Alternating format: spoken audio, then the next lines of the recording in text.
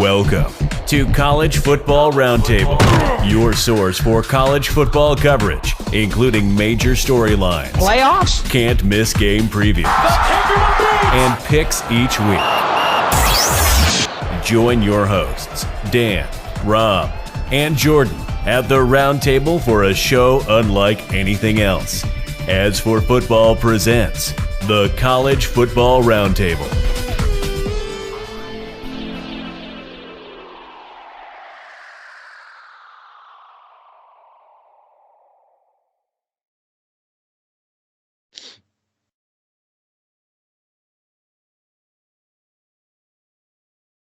What's up, y'all? It's week 11. The Ducks laid an egg. Bama and Clemson bounced back. The Buckeyes spoiled Joe's betting line.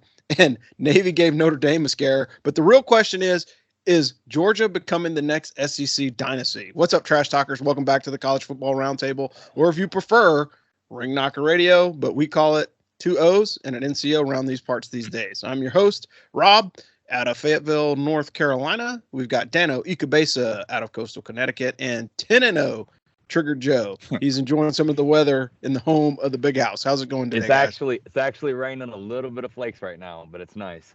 Oh, beautiful. I watched Liberty at UConn and Army at Troy, and I had a bunch of other games on in the background, but those two consumed my attention completely. I mean, Liberty is a good team, and UConn forced turnovers, got their power running game going, and then started hitting downfield passes, and their pass rush just did the rest. Liberty punched back, got a couple of long drives or a couple of long runs and stuff, but UConn got a sack, fumble six, bunch of other big plays, crazy game. And then at the end of the game, they're throwing all over the place. That was wild. Great football game. Yeah, absolutely. And then, Army, we're going to talk about this on the other show ad nauseum, but they just self-destructed. I mean, what can you do? Yeah. Joe, how about you? Yeah, I watched, I was juiced for UFC 281. And so I was watching football and just kind of counting down to the early prelims. I watched a little bit of Michigan. Mississippi and Alabama was a hell of a game. And I did mention on the show that Mississippi plus 12 was like Vegas just daring you to do it. And it held up, man. It was a great game. Alabama is supposed to win that game, and they did. But Mississippi showed some heart. That was fun to watch. Michigan just kind of bored me. So Tulane UCF was a great football game. Yeah, it was. And I think both teams showed a lot of heart in that one. And that didn't really take any of the shine off of Tulane for me. Maybe I'm wrong, but I still think that Tulane's a really quality football team. They ran into an offense that scored 70 at least once this season, and it was just they couldn't keep up. So, really great weekend of college football, and you're looking at the only guy on the UFC show that called Pereira by knockout. So nice. I had to wink at that one. Yeah, that's one of those that we have to talk about offline, but definitely that was a good night of fights, and really, it's a good question, and it's a great thing to talk about even in college football is a team in your head, and that's one of the things that you're starting to see. And that's, as you're watching Alabama struggle this season, is it because all of, Saban's former coaches are in his head now because they kind of know the way that he coaches, they know the way that he looks at defense, they understand the way that he runs the offense? Maybe there's something there, because if you look at the teams that are most competitive against Nick Saban, they're all assistant coaches that used to work for him at some point. So you're looking at Kirby Smart and I always want to call him Tosh.0, but Lane Kiffin. Yeah. So you look at those guys and they're playing pretty well. And Sarkisian, even then, they had a chance early in the game, and it's all because they kind of stuck underneath his tutelage, and now they're starting to pick apart, some of the things, because again, talent is talent. Of course, you can't stop that. But at the end of the day, when you really start peeling the onion back on, the teams that are competitive against Bama, those are the teams that actually have, something in common. And then, of course, there's Tennessee. But moving on to the top 10, Dan, go ahead and run these down for us if you don't mind. Georgia is 10-0. Ohio State is 10-0. Michigan is 10-0. TCU is 10-0. Those are your current top four. You got Tennessee coming in at number 5 with 9-1, and I keep thinking they're too high, but who are you going to put ahead of them, right? LSU is number 6 at 8-2, and they also seem too high. But again, it's kind of like who do you put in front of them? Southern California is 9-1. They're number 7. They have a legit shot to sneak into the playoff, I think, this season. You got Bama coming in at number 8. Clemson coming in at 9. They're 1. Who knows if they can still bounce back? I kind of think that they won't, though. And Utah's 8-10. I think 2 losses. Am I wrong about that? Say that one more time, Dano. Clemson 2 losses. No, did I hallucinate that? Yeah, I got to double check that one, but All I right. think they Well, whatever. Who knows? I could easily be wrong. Yeah. Round out the top 25. I'm sorry. Go ahead, Joe. No, I'm sorry. I was saying they definitely lost to Notre Dame, and I'm blanking on the other one. But I thought maybe they did. You know, I don't follow them that closely just because I'm out of ACC country now. So when I was in North Carolina, I heard about them every day. But all right, we'll look that up in a minute. Anyway, top 25 by conferences. Pac-12 has 6. Number 7, 10, 12, 15, 16, 25. SEC has 5, but they're the top 5. ACC has 3. American has 3. That's Tulane, Cincy, and UCF. Only 2 of those teams are going to go to the American Conference Championship. So that's getting kind of interesting here at the end. Big 10 has 3, but again, they got 2 and 3. Big 12 has 3. Sun Belt's got 1. That's Coastal coming in at number 23. And Notre Dame is your sole independent at number 18 after Liberty losses. Top 25 losses this week. Number 6, Oregon. Number 11, Ole Miss. Number 12, UCLA. Number 16, NC State. Number 17, Tulane. Number 18, Texas. How in hell was Texas ranked? I don't know. Number 21, Illinois. And number 24, Kentucky. What do you guys got? How was Texas 7-point favorites? I never understood it. I was like, man, they are either disrespecting TCU or they're really messing with people. And then TCU comes out and houses them. I mean, it wasn't even close. So, yeah, I didn't see that game going the way Vegas did, and it sure did not. Yeah, and the score wasn't indicative of the physical play either, because TCU put it on Texas, and they just couldn't convert when it got close to the end. But, yeah, that was just one of those weird ones. And, again, like I will hang that shingle on the Oregon Ducks every season from now until the cows come home. Between week 10 and week 13, they're going to drop one because they just lose it. And again, they probably deserve to because they didn't look like Ducks this weekend. They looked like bananas. If you watch that game, those uniforms were tacky. So for them to lose, it suits me right down to the ground. But yeah, that's pretty crazy weekend. So circling back around, Clemson does indeed have just 1 loss to Notre Dame. So I guess that everybody's saying that they're disqualified because Notre Dame was out of the top 25, but now they're back in. So who freaking knows? What a world. Yeah, that's pretty bonkers, man, to think like that 1 loss to Notre Dame from Clemson feels like the end of the world for their season. And I think it's just legit. I think it's legitimately because, again, people are just tired of seeing Dabo and Saban in the finals. And I mean, they were talking about, I saw a graphic this weekend, and they were saying that this will be the first year, unless college football falls apart, that you won't have Clemson or Alabama in the playoff since the onset of the playoff history. So that's kind of where this thing is going. Well, I'd like to see Georgia, the winner of Ohio State, Michigan, TCU assuming they win out, and USC assuming they win out. Like that's what I'd like to see. I mean, I think that seems fair. I don't want to see to sneak in, and I'm a Tennessee fan, but I do not want them to sneak, not even playing for the conference championship. Like, that's poor. That to me, you have to play the conference championship. My personal opinion. Yeah, and that's been the biggest drawback about the Big 12 too, is that, you know, for so long they didn't have that championship game. It was kind of like consensus. And so I think by play, you win, you're in. I think that's basically what it boils down to. And unfortunately, one of the big conferences is going to be left out because there's only 4 playoff spots. But I think it is what it is. Yeah, but I think it works out better because, like, if you run the table in the SEC, you absolutely deserve to be there. Big 10. Same thing, you know, because those if you run the table in the East in the Big Ten, that conference is way out of balance. Yeah. You know? No. Yeah, who's going to beat Ohio State or Michigan from the West? Probably nobody. Yeah.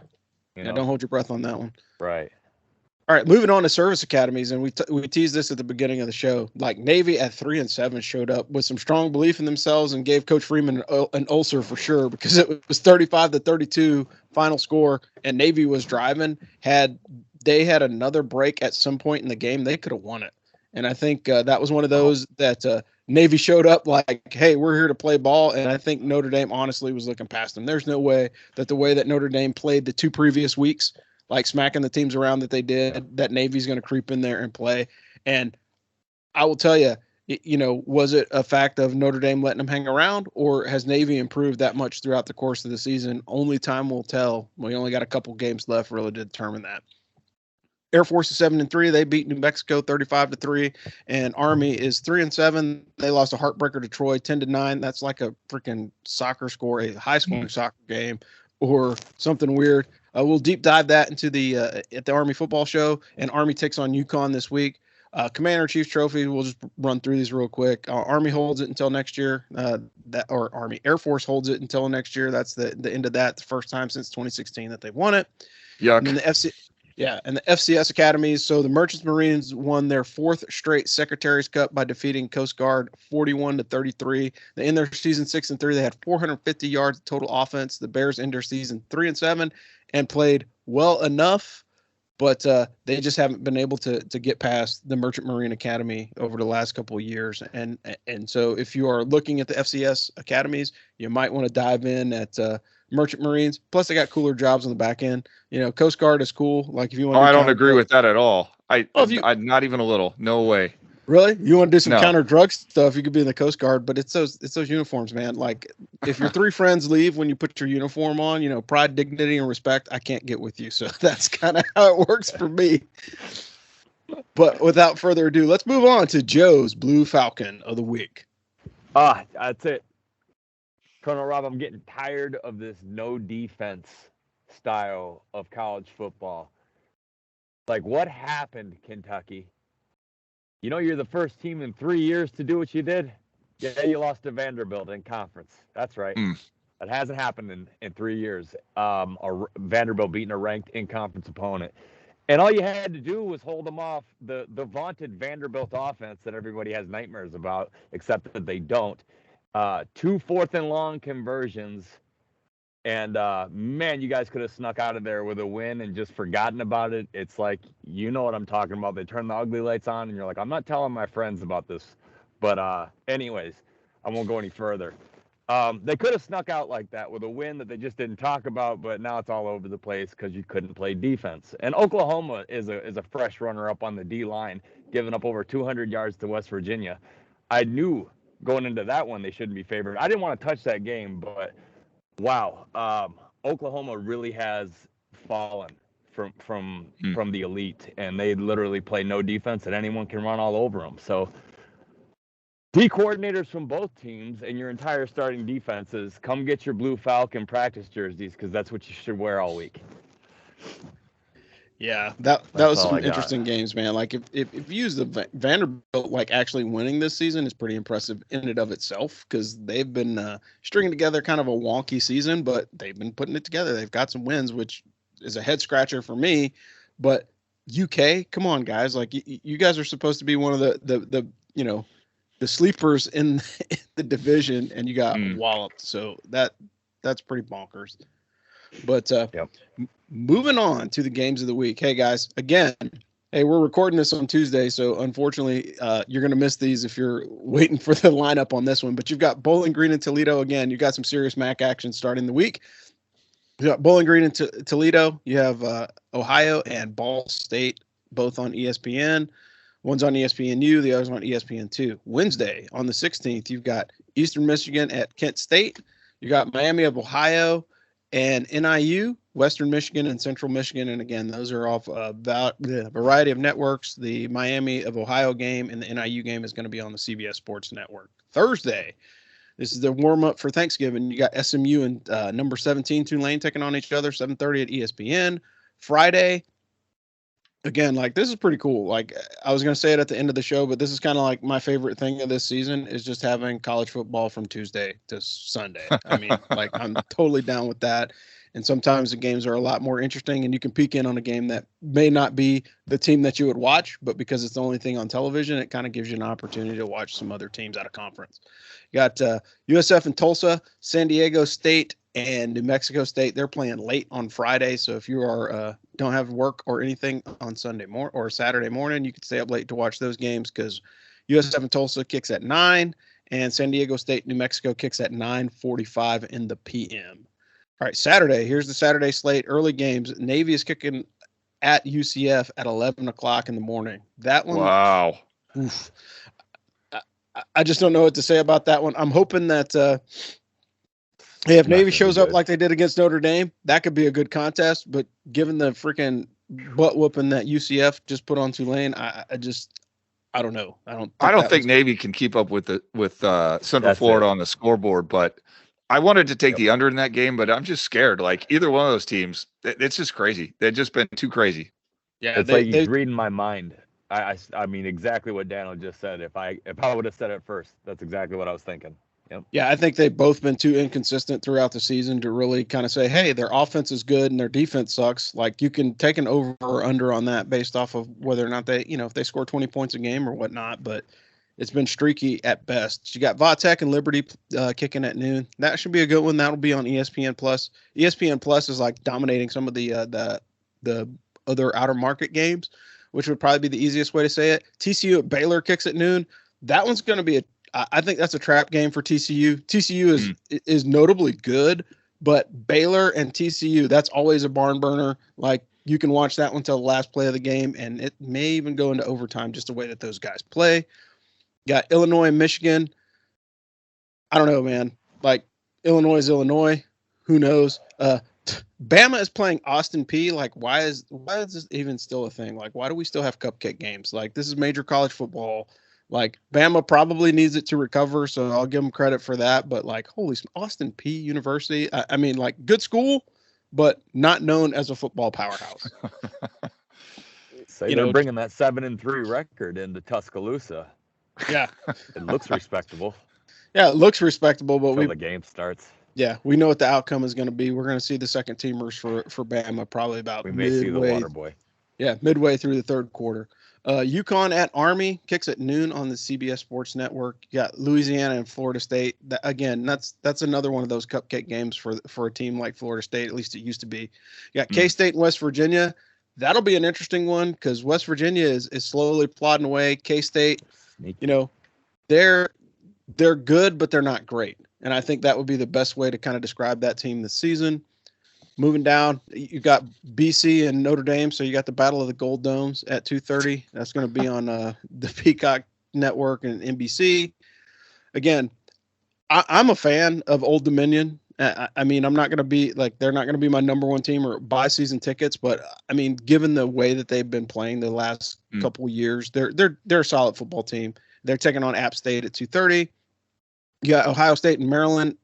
That one could go either way. Either Ohio State's going to come out and freaking whoop them really bad, or it's going to be close. And it's unfortunate because that one's like super, super hard to predict because you just don't know who's going to show up.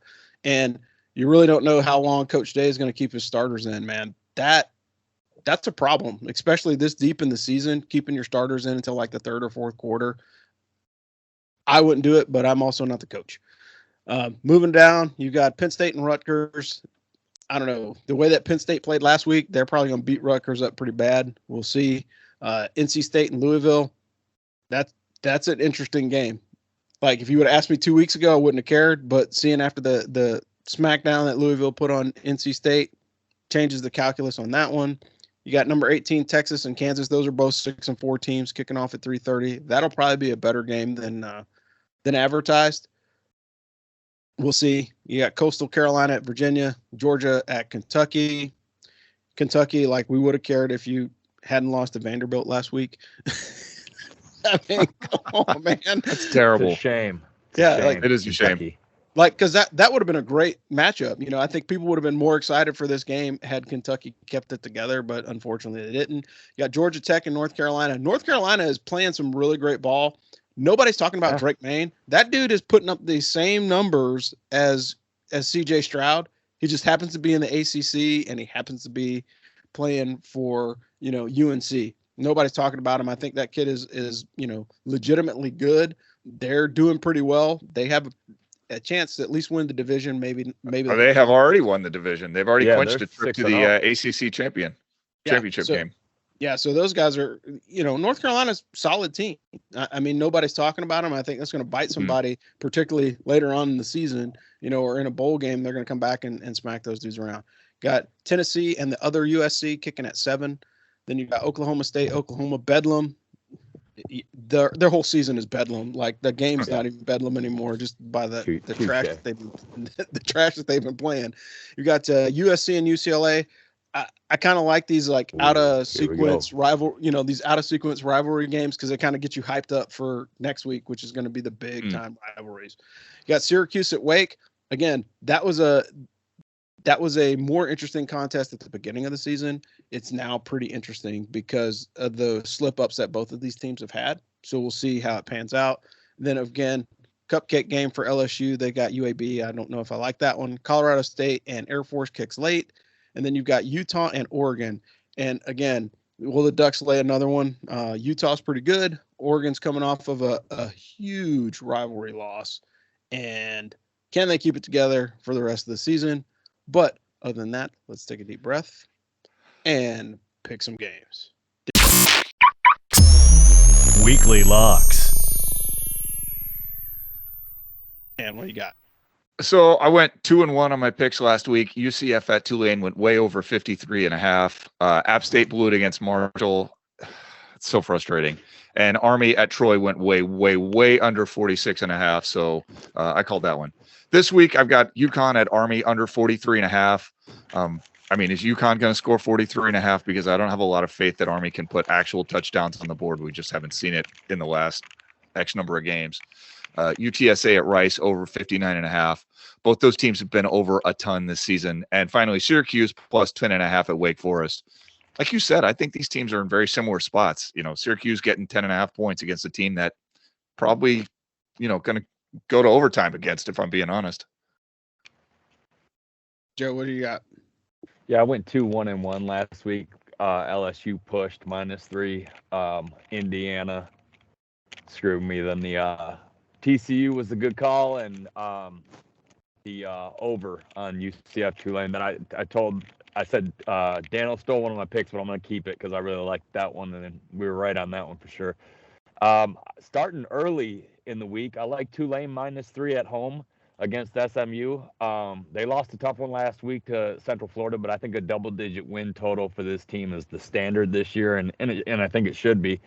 I think they just proved that a good offense and a very good defense beats a great offense with no defense, because SMU is already giving up more total points and total offense than Tulane even averages. So I like a Tulane in a pretty close one there, maybe 38-34. But I like them to cover the 3 at home and get back on the win column. Then second game is Michigan, Illinois under 43. This is all I'll say. Both those defenses average under 250 yards of total offense and less than 13 points a game they're giving up. Two very stingy defenses. Michigan had problems in the pass game last week. It's going to be cold. Illinois' offense does not frighten me a bit. I think Michigan wins this one similar to last week, 34-7. Illinois might get on the board once, and that's it. Other than that, the TCU disrespect continues because they're only getting 2.5 or given 2.5 at Baylor. I think they walk away with that one by 10. Either Colonel Rob or one of us is going to be right, but all they got to do is win by a field goal to cover that. I think they do that for sure. And then, I just had it. I hate to do this to another service academy, but I like UCF to cover 16.5 against Navy. I think they hang maybe 40 or 50. Wow. And Navy can. I think Navy keeps up for a little bit, but third quarter, like 2 or 3 scores, they pull away. And I could see this game being tied at halftime and the track meet just getting too fast for Navy. So there it is. UCF -16.5. TCU -2.5. Michigan, Illinois under 43, and Tulane -3 at home against SMU. All right, sounds good. You actually took one of my picks, but we'll talk about that later. Yeah, so I went 1-2 last week. TCU's dead to me, man. I give up on them. Either they wrestle the spread to the ground and then they lose it in the last seconds, or they just blow through the doors and score way too many points. This week, TCU's defense showed up, so hats off to them for finally stopping somebody and keeping them from scoring 30 points. But that also hurt them covering the spread. I really thought that that would be a much, much higher scoring game, particularly with the Texas offense. But, hey, whatever. Shootout in the Pacific Northwest cost me a hook between UW and Oregon. 0.5. It was 70.5. They scored 71. Son of a gun. Can't really predict that one. And then, of course, Spoilermakers came in and covered the spread, and they won. So that was pretty awesome. You've been riding them all season. Yeah, I love the Spoilermakers, man. I think, yeah, I think Purdue is one of those teams that like they live to spoil other people's seasons. Like, to be completely honest, because it's like they know that they're never going to win the Big Ten championship, but we sure can certainly knock somebody out of contention. And I think they do that all the time. I mean, Illinois was looking like a world beater, showed up, and then they lose to the Spoilermakers. Keep that Spoilermaker jersey rolling, and I will be happy with that. All right, my picks this week. A little bit of different logic than Joe, but I still think UCF will cover that 16.5. Navy played well in a losing effort against Notre Dame, but they got nicked up pretty bad. They got punished by the Notre Dame defense. They had a lot of people get injured. Lavatai was shaken up at the fourth quarter, so he's probably going to start, but we just don't know how the injuries are going to shake out for Navy. And I think the other piece of it is if they watch any film, and because they're conference rivals, I think UCF will be a lot better prepared than Notre Dame to play against Navy because they have a lot more film on them. So those play action passes that they were sneaking in are probably not going to work. Take Ohio State and Maryland to hit over 65. And the reason why I say that, they played 7 times since 2014. The lowest point total in the series has been 77 points. The Buckeyes can score. I'm not sure it's wise, again, like I mentioned, for Coach Day to keep his starters in midway through the fourth quarter, but they're going to hang a whole bunch of points on these guys. I mean, like, I think the most that Maryland has scored has been like 31, and they still haven't won. They're 0-7 against the Buckeyes since they came to the Big Ten. And again, lowest point total is 77, so that's an easy over to take if you look back at the previous contest. And then take Louisville to cover 4.5. It's another weird line. I don't know why it's so crazy, but hey, I think they haven't lost by 20. Like, if you're less bold, take them on the under 45. Because this is a gentleman's bet, they're actually only giving up 4 now. So I will let you have that half point back as far as the rules go, because that's the right thing to do. But that line did just change to 4. Oh, it just changed to 4. Yeah, okay. So they only got to cover 4 now. Yeah, they only got to cover 4. So I think it's reasonable if you look at the past 2 weeks, the way that Louisville's been playing, for them to win by at least a field goal, if not more. And NC State, like, their offense is bad, but I also think that they're going to be looking forward to the rivalry against UNC, because which is the more interesting game for you as NC State, like your in-state rival or Louisville, you know? Well, one of these teams is much better than the other one, having a better season, higher ranked, you know. Yeah, that ACC championship, that thing is coming. I mean, I don't know if UNC can still make it, but both those teams are having good. I'm sorry, I don't know if NC State can still make it, but both those teams are having good seasons. Whereas Louisville, besides that Wake Forest win, I don't know what they've really got there to hang their hat on. Well, yeah, when you look at Louisville, their resume is not that great, but again, I think they're trying to trip some people up. And when you get to that point in your season, you know, when you're, you know, just under 500 or 500, guess what you want to do? You just want to screw other people's opportunities to get good TV games after Thanksgiving, to be honest. But we're going to wrap that up with the picks and everything else. So we started talking about it last week, and I know Joe gave his unsung hero. However, we're going to kick it over to Dan, because Dan had a pretty robust one, and he was excited to talk about it. So. Yeah. I am, man. So I've been watching UConn all season, and it started as a slow rolling disaster, right? They lose their starting quarterback, Penn State transfer, in either the first quarter or the first half of their first game. Dude had been had 5 plays from scrimmage, and so pick quarterback Zion Turner from UConn because he's a true freshman and like he's slowly coming around. But you know, actually, you have to pick linebacker Jackson Mitchell.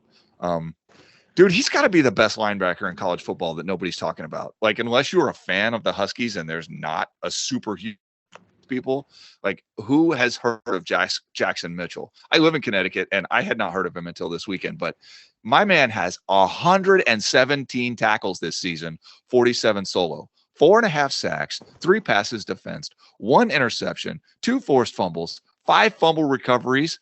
Dude, he beat Liberty by himself. like he's the only good player on that defense or he's the only guy on that team, but he is the difference maker. It's unbelievable what an animal he is. So yeah, unsung hero. Nobody coming to this season, and I mean nobody had Jackson Mitchell on their radar as, one of the top 10 linebackers in the country, but he is really, really good. That's the beautiful thing about college football. He probably was looked at as a 3-star garden variety kid that could play special teams, and now he's going to get drafted to play football for a living and make good money. Absolutely. That's awesome. I love those stories. Yeah, and I think that's the truism of college football. It's the same thing. As much as I hated to see the guy do it against Army, the starting middle linebacker for Troy, that guy just broke the record for major college football. He's so good. That guy is good. He's good. And he's tiny, so for example, like if he was racked and stacked against, your normal recruits against, if you sit him next to Will Anderson Jr., like who you're going to pick, like just from the visual, you're going to be like, oh, I'm going to pick Will Anderson because that guy looks like he can play some football, and this other guy from Troy, I can't even remember his name, but the dude was a tremendous linebacker. He's all over the field. And yeah, for sure. And that's the thing about college football. It's just a passion for the game. Like sometimes you don't have the best athletes and they get themselves into position either by instinct or by athleticism or a little bit of both. And so that's what makes college football such a great thing to watch. And like we always say, like if you don't like college football, find a team and watch them for a season and you'll find out a lot about, the game itself, in and of itself. And I know people would enjoy it. One of the things I did see on social media this week, though, and I have to shout out and get your guys' thoughts is, a lot of people are opinionated when it comes to college football, and they make judgments based off of zero knowledge. And to use Joe's term, non-athletic regular people talking crap about coaches and players because they really don't know, some of the nuances of the game. And again, I'm a front seven guy, so I literally have to watch the game twice. So I'll watch it for the front seven while I'm watching the game. And then I'll go back and watch all the skill positions because I really don't care. I can tell you how the game is going just by how the front seven is playing. Right. So if you're getting 3-4 yards off the ball, I know that your offense is moving. Like I don't even have to figure that out. Like if I can see pancakes, in the far end zone, then I know that your offensive line is doing well. But then I have to look at the skill players to see, like, was there a fumble or interception or anything else like that? Of course, you can always look at the scoreboard, but I'm always watching the front seven because that's just kind of where I am, and that's where I grew up watching football. But, like, I saw somebody say, like, people really don't understand the level of intensity and required that a coach and players at the collegiate level have to have because, again, it's not a professional sport. These guys aren't professionals. They're getting closer to that, but I think there's a lot to be said about that. But what's one of your coaching faux pas that you always see or hear somebody say that makes you just want to say, like, this is really why I don't watch football in public? What's one of mine? Yeah.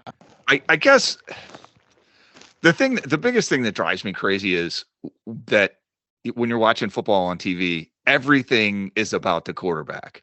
Like interception or incompletion or just like Tyler last week throwing the ball out of bounds and taking the intentional grounding play, and everybody's like, what is he doing? Like, dude, 3 guys were draped all over him. He was going to get sacked, he's just trying to not, he did the only thing he could even attempt to do. And that's the biggest thing that drives me crazy about it is just like 11 dudes on the field. 10 of them are setting the conditions for success for one of them, and we only ever talk about the one. Like, that drives me crazy. I've got one. It's my biggest thing with Narps I can't stand is he's got Barry Sanders in the backfield and he's on the sidelines. Well, it's like, hey, did you ever look and see what happened to the kid last week? He's got a high ankle sprain, numbnuts. Like the guy's not gonna play a player. Like the coach knows. You know what I mean? Like, unless it came out that the kid got in trouble last week and he's sitting on the sidelines, it's because he's hurt. That's why he's not putting him in.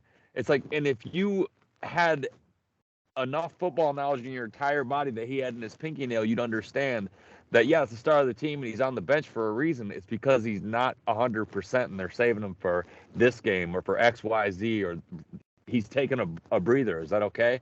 Or when you played football, did you average 85 yards a carry? Oh, you didn't play? Okay. That's usually the way the conversation goes. Yeah.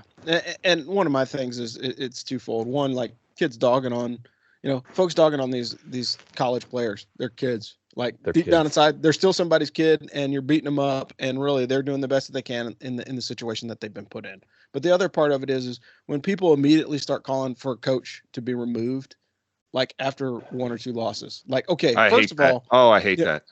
first of all, there's usually hundreds of thousands, if not millions of dollars invested in that coach, just as it is in the facilities, as it is in the players and everything else. So that's one issue. But the other part of it is if you have a good coach, it is difficult to find a replacement depending on what school it is. So like if you're looking at the service academies, like we all bitch about Ken and Troy Calhoun, but the reality of it is those are certain specific types of coaches that will thrive in that type of organization. So like if Ken Niumatalolo wasn't at Navy, he would probably be somewhere else as an assistant coach. Maybe he'll be a head coach, but the offense would be different. Same thing at Air Force, same thing at Army. Like if you were to remove these coaches, and we know as Army fans, and we could talk about this on the other show too, but we know as Army fans, when you bring in a coach that has a completely drastic departure from what got you to the show in the first place, you're in for a whole bunch of losing seasons, right? So you have to be able to, one, recruit the talent that you need to run your offense, and also stick with the plan. Coaches that throw the baby out with the bathwater, like, oh, hey, we've got this brand new quarterback and he's going to be the future, but you've made your living by running 200 plus yards a game. Guess what? Don't change that, because that actually helps you win. And I think that's one of the a fresh new look when they fired Lloyd Carr. Yeah. And I mean, that's one of the things that I think a lot of people that just don't understand the game, they always jump to conclusions, but they don't realize how much analysis that those coaches and players actually put into the game. And so again, I know, Joe, you remember this is coming in on Saturday and you see in the big board with all your pluses and minuses for your blocking, right? There's coaches that get that intricate and give report cards to each one of their players on the offensive line every week. And then they grade special teams, and then they grade everything. And so these coaches that are putting in that time, energy, and effort, that's all the things that are unseen by the fans, and fans just want to complain about stuff. It's not the NFL, so understand that. Yeah. And like, guess what? NFL is even harder to get rid of a coach because there's a lot more zeros attached to that contract than even in college. But I saw that, and it was just one of those things. It's like, man, like one, don't dog people out if you don't have any experience in it, because that truly makes people look at you sideways and go, okay, yeah, this guy really doesn't know what he's talking about. But you can still be a fan of the team or do a little bit of study, because again, if you're a football fan, keep in mind the entire rule book is designed to promote the offense. That is the NFL rule book and the NCAA rule book. It is to advantage the offense, because nobody wants to see the old school football games where they play for 60 minutes and the score is 3-2. Yeah. Right? If you want to see that, go watch sprint football, and spoiler, watching sprint football. Yeah. And that's what it's about. So I will pause there because the rant over. But what I would tell everybody is, enjoy the game, but don't be too overly critical of some of the players and some of the position coaches that are out there. Because again, like we could all bag on these dudes, but these guys are professionals. They got the school. They've learned the trade. Now, if your team goes 0-13, completely different discussion. But if they're winning games, then there's probably a little bit of mix of execution and coaching that could be going hand in hand with that. But all that being said, this is 2 O's and an NCO, or the College Football Roundtable. We will be seeing you guys next week. We are at week 12, man. Like, holy smokes. Next week is rivalries. So I'm going to reach out and see if we can get a special guest on here. We've had him on the show. Yeah, we've had him on the show before. We were going to try and convince him to come back and talk rivalries with us, because I think that would be dope, particularly going into the game, because he's one of the guys that played in it. So that is a soft tease. If I get more information, we'll probably put something out on the socials, but definitely looking forward to next week. It's rivalry week. Let's talk about your favorite rivalry game next week. And if you are on the social media and you have one that you want us to talk about or deep dive, just let us know. And of course, we know what Joe's favorite rivalry is. And that's a pretty, it's a pretty marketable game though, right? Lots of people watch that one. Oh, yeah. But I'm Rob, the Angry Colonel. We got Dano Ikebesa coming out of coastal Connecticut, and 10-0 Trigger Joe out of the big house. And we will see you guys next week. Thanks. Thanks for listening to the Ask for Football College Football Roundtable. Tune in next week as the AFF team brings you more hot takes and college football analysis. We'd like to thank our sponsor, BuyerBarn.com. BuyerBarn.com is the world's first platform to perform online auctions and sales for farm animals. BuyerBarn.com is dedicated to helping small farmers in America and are extending a special discount to military veterans who want to help in the revolution of the family farm. Go to BuyerBarn.com/military. That's BuyerBarn.com, BYREBARN.com to learn more and to get started, or email them at info@BuyerBarn.com. Thanks again for listening to Ask for Football College Football Roundtable, and as always, beat Navy.